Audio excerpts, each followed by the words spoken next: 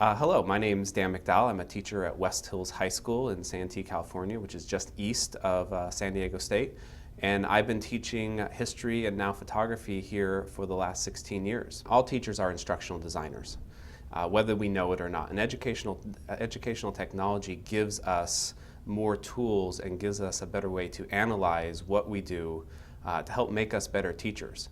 I was teaching a number of years before I entered the ed tech program, and what I found was I approached every lesson, and continue to this day, approach every lesson, every interaction with students in a new way, because educational technology has given me tools to look at the whole process from beginning to end, from the development to the evaluation, and then back to development the following year. Because as teachers, we don't do things just once and move on. We do things year after year after year, and it's important for us to keep reinventing ourselves so it stays interesting to us and stays interesting to the students. I think educational technology and the study of educational technology has given me greater insights on how to reconstruct maybe some traditional lessons and create new lessons that are preparing students not just for becoming a citizen of the United States, but becoming a digital citizen of the world.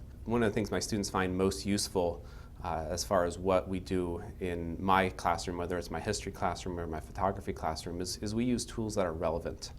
Relevant to the students, relevant to the times, relevant to their lives. My room is much bigger than this 40 by 40 room. It's the internet. It's being able to engage students on Facebook and on other electronic means, Google Groups, and on the website and blog outside of this classroom. And students appreciate the efforts I go into to make sure that I'm engaging all of them, because not every student is to sit in the front of the classroom, raise their hand, answer every question. There are some students who would much rather make a comment on Facebook or email me on the side, or just do their work in a way that other people can see it, which the traditional classroom doesn't necessarily offer.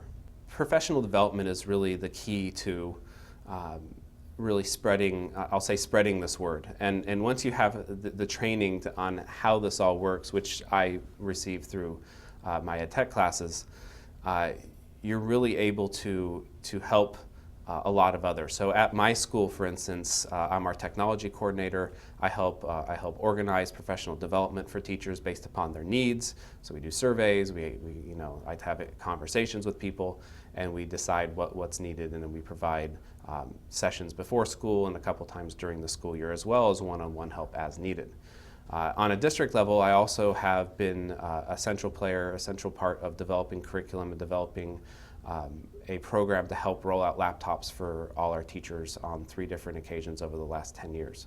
So I've helped on a district level teachers find better ways to use this technology with their students and to deliver curriculum, to engage their students, to help them find ways to have their students use the technology. Because it's not just about myself having a shiny laptop at the front of the classroom. It's also about what can the students do with it as well, whether it's an iPod or an iPad or an old-fashioned computer lab. I do a lot of staff development and consulting with schools on developing technology plans and developing ways in which they can integrate technology into their curriculums on a K-12 level.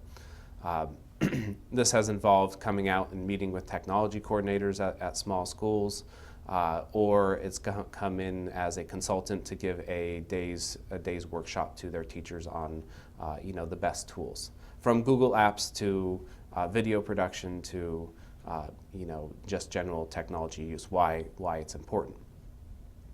So that's the first part. The second part is these experiences have also led me into developing curriculum for outside parties, specifically PBS. So for every documentary you see on PBS, there's a website and a series of lesson plans that go on that website. Well, over the last 5 years, in part because of I was recruited because of my web presence. I started a blog when I was in the ed tech program, talked a lot about what I was doing, and someone at PBS saw that, wanted me to and asked me to join their PBS teachers committee, advisory board, which then turned into developing curriculum for, I've done 7 documentaries now about U.S. history and world history, and have developed lesson plans, all Web 2.0 technology-based lesson plans that engage students with the visual media, with the video media, as well as a lot of new tools, technology-based tools that they're looking for, PBS is looking for, and really teachers are looking for these days. My experience in the Ed Tech program at San Diego State was positive all the way through. I got to meet a lot of people from a lot of different backgrounds. I went through the on-campus program before the online program had really taken off. So I was taking classes with people from the Coast Guard and from the nursing industry, as well as a number of other teachers as well. And while I tended to group up and interact most with the other teachers, having those perspectives from the other industries was also very insightful and interesting to hear, and definitely was a positive influence overall.